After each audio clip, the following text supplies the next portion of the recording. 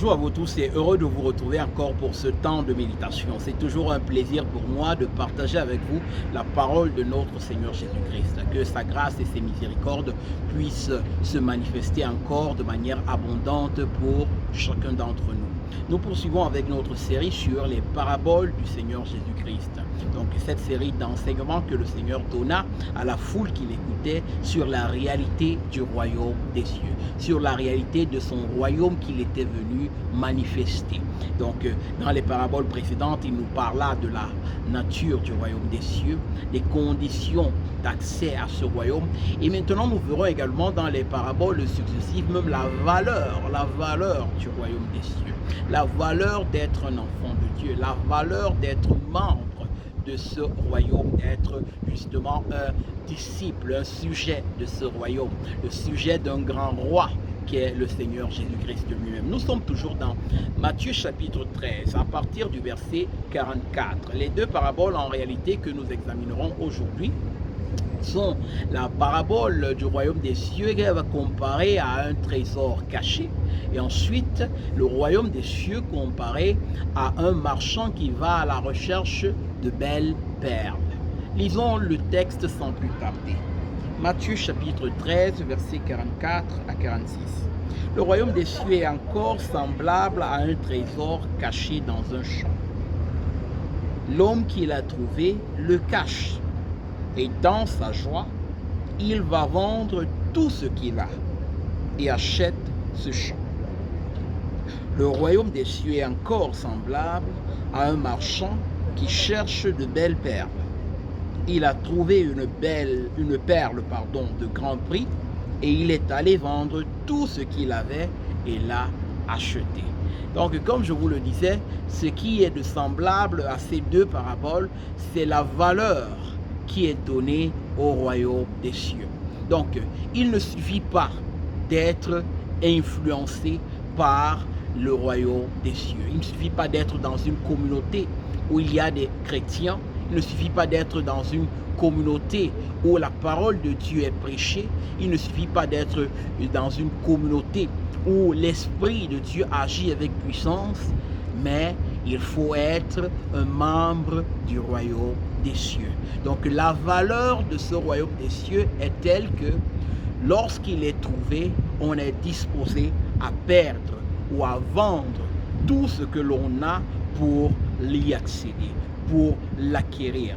Donc il s'agit ici de la loi du tout ou rien. Donc avec Dieu, avec Jésus-Christ, où nous sommes, nous avons le cœur tout entier disposé vers lui, parce que nous avons compris quel trésor il est, quel salut il est venu nous apporter, où nous ne sommes pas avec lui, où nous sommes étrangers à sa vie, bien que nous puissions bénéficier justement de ces bénéfices-là que le royaume de Dieu apporte autour de nous, parce que nous sommes entourés parfois des enfants de Dieu, nous sommes entourés du peuple de Dieu, et Dieu agit en leur sein, et nous y sommes, et nous bénéficions également justement des grâces que le Seigneur manifeste. Mais il faut pour nous assurer que nous faisons partie également de ce royaume, parce que c'est la seule chose qui nous permettra justement de savoir qu'au retour du Seigneur Jésus-Christ, nous serons bel et bien accueillis dans son royaume. Donc les versets que nous avons lus nous disent que le royaume des cieux est un trésor caché. Donc pour dire quoi? Pour dire qu'il n'est pas manifeste aux yeux de quiconque. Ceux qui ne sont pas à la recherche de Dieu, ceux qui ne sont pas à la recherche de Christ, ne peuvent pas voir le royaume des cieux, parce que c'est quelque chose de caché aux yeux des hommes. Il faut avoir des yeux spirituels pour pouvoir le comprendre, pour pouvoir comprendre sa condition de pécheur et comprendre son besoin d'être sauvé, le besoin d'être racheté, d'être libéré de la colère éternelle de Dieu qui est suspendue sur tous les hommes à cause du péché. Voilà pourquoi il n'y a que ceux qui ont un cœur disposé qui comprennent la réalité du royaume des cieux, qui accueillent le message de l'évangile de notre Seigneur Jésus-Christ. Le royaume des cieux est quelque chose de caché, caché pour les hommes qui vivent et prennent plaisir encore dans leur péché. Mais pour ceux qui ont le cœur disposé vers Dieu, ceux-là qui ont compris leur misère, leurs conditions, il devient un peu plus clair, il devient un peu plus manifeste chaque jour, parce qu'ils savent qu'ils n'ont d'espoir en rien d'autre qu'en Dieu lui-même. Et lorsque on leur parle des réalités du royaume des cieux, ils vont et vendent tout ce qu'ils possèdent, parce qu'ils savent qu'il n'y a rien de plus important que le salut de leurs âmes. Il n'y a rien de plus important que le pardon de leurs péchés. Il n'y a rien de plus important que leur réconciliation avec Dieu. Il n'y a rien de plus important que la communion éternelle d'amour, de paix, de joie, d'assurance avec Dieu. Voilà pourquoi celui-là qui trouve ce trésor caché dans un champ est disposé à vendre tout ce qu'il a, tout ce qu'il est, tout ce qu'il a été jusqu'à ce moment-là. Il est disposé à y renoncer pour affairer, pour avoir le royaume des cieux, pour avoir ce salut. Telle est la réalité du royaume des cieux, la loi du tout ou rien, où nous sommes complètement dans ce royaume, où nous sommes en dehors de ce royaume. Et être dans le royaume de Dieu signifie être enfant de Dieu, avoir l'assurance d'être gardé par la grâce de Dieu, par la puissance de son esprit et de sa parole. Encore dans les versets 45 et 46, justement, nous avons encore cette parabole où il dit: le royaume des cieux est encore semblable à un marchand qui cherche de belles perles. Ici, on a l'image de quelqu'un qui cherche, quelqu'un qui est à la recherche de Dieu, qui est à la recherche de ses voies, qui veut connaître le Seigneur. Quelqu'un qui n'est pas justement passif, quelqu'un qui est actif, quelqu'un qui veut connaître la vérité. Et lorsqu'on lui prêche cette vérité, il la comprend et il est disposé à abandonner toute chose pour connaître encore plus cette vérité et marcher dans cette vérité. Telle est la réalité du royaume des cieux. Telle est la réalité de l'appel que Jésus-Christ adresse à tout homme aujourd'hui, de renoncer à ses péchés, renoncer à sa manière vaine de vivre, renoncer à ses plaisirs pour affairer Christ, pour affairer la vie éternelle, pour avoir cette communion avec Dieu.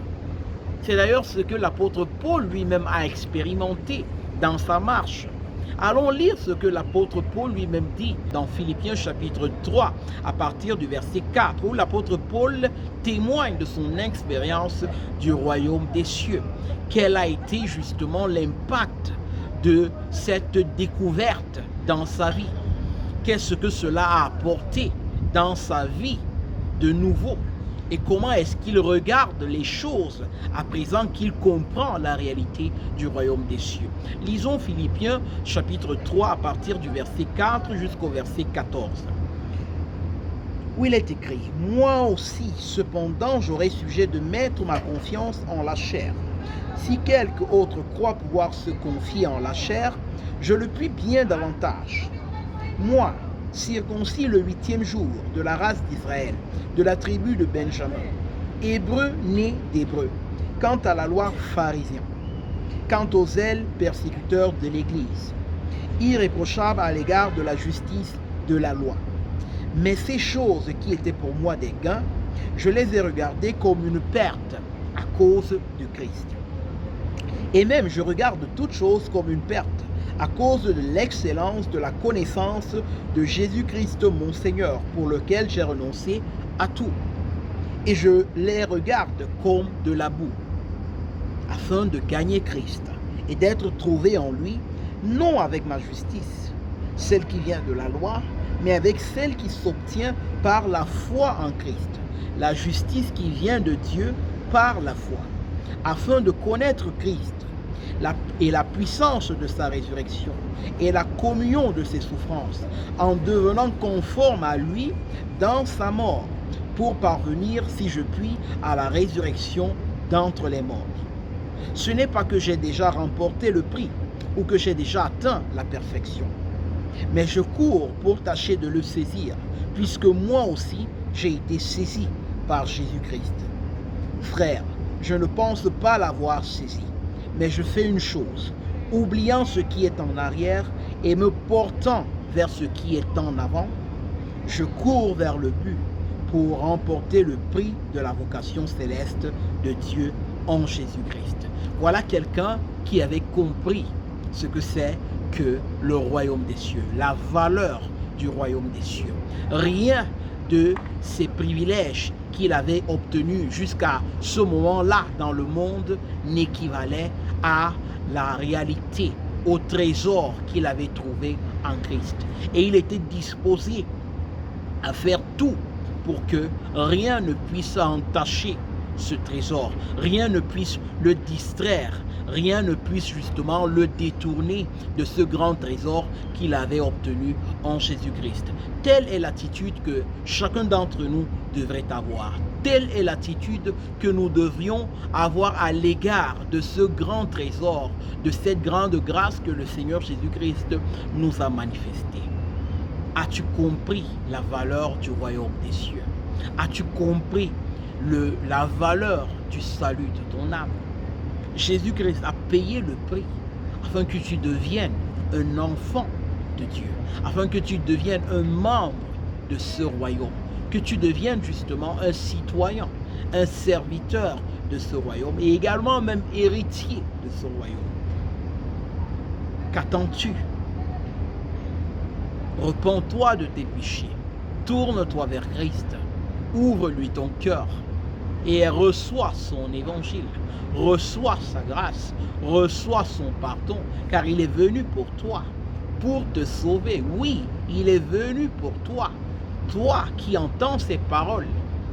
Il est un sauveur qui est venu racheter tous les hommes de leurs péchés, tous ceux qui croiraient en son message de grâce, en sa miséricorde, en sa justice, en son salut. Que Dieu te bénisse et qu'il ouvre ton cœur à l'amour de Christ. Amen.